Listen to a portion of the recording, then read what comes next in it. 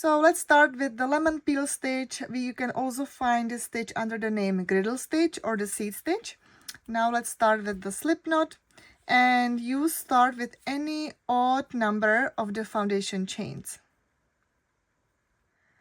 Alright, so now I have my odd number of the foundation chains, and now this stitch is actually alternating single and double crochet, and we start with the single crochet stitch first. So now we will skip the first chain and we will insert the hook into the second one. We don't count the loop on your hook as a chain, but whatever is below. So it's 1, 2, and also some crocheters, they insert the hook into the V shape when they do the first stitch, or like when they do the stitches in the foundation chains.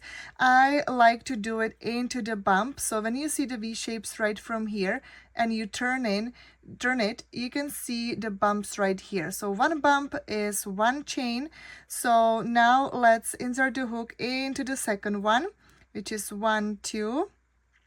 You insert the hook, yarn over, pull up the loop. You have 2 loops on your hook.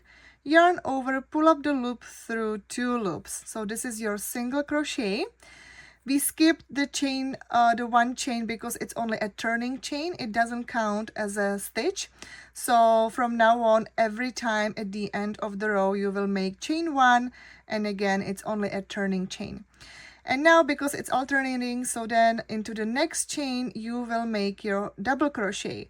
So how to do it is you will do yarn over, insert the hook into the next chain, yarn over, pull up the loop. We have 3 loops on our hook. Yarn over, pull up the loop through the first 2 loops. Yarn over, pull up the loop through the 2 loops again.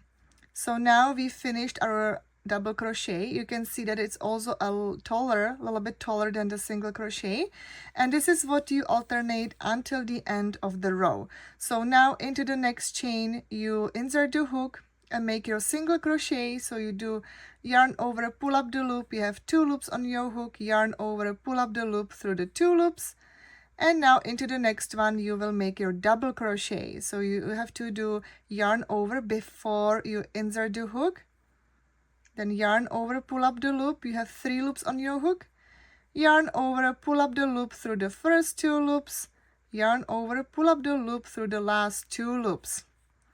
Now you finished your double crochet. I'll show you a few more times. So into the next chain is only a single crochet. So you just insert the hook, yarn over, pull up the loop, yarn over, pull up the loop through the 2 loops. And then into the next one, you will make your double crochet. So before you insert the hook, you have to do yarn over, insert the hook, yarn over, pull up the loop. You have 3 loops. Yarn over, pull up the first 2 loops, yarn over through, pull up the loop through the last 2 loops. So this is what you alternate, and because we started with the odd number of the foundation chains and then we skip this one, we should have even number of the stitches. So now, because we started with the single crochet, you should end your row with the double crochet. So now let's just finish the row, and once I'm at the back, I'll show you the first row and how to do your second one. Alright, and now I'm about to make my last stitch, and now it's time for the double crochet. So if this is a good actually indicator. So when you're at the end of the row, your last stitch should be always double crochet. If it's the turn for the single crochet, that means that you made a mistake on the way, that maybe you might did 2 same stitches in a row. So then you would have to just like redo it. And now let's start with the second row. So we do just chain 1, and it's only a turning chain. We don't count it as a stitch. Then turn the project as a book page.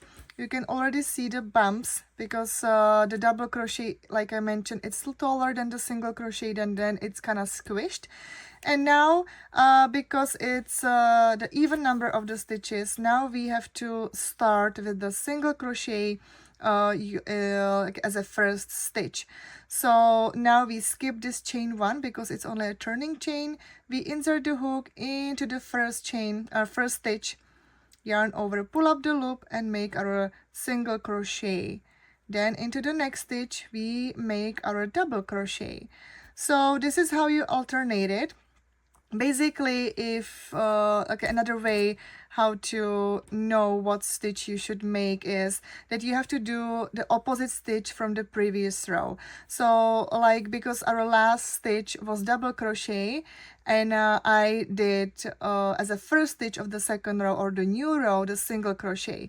So now we alternating that, and it also has to be the opposite stitch from the previous row. So let's say if you would make a mistake on the way and you don't want to frog it, you don't want to start all over because you did already, let's say, a few rows, it's okay. You can still kind of save it that you will make the opposite stitch from the previous row.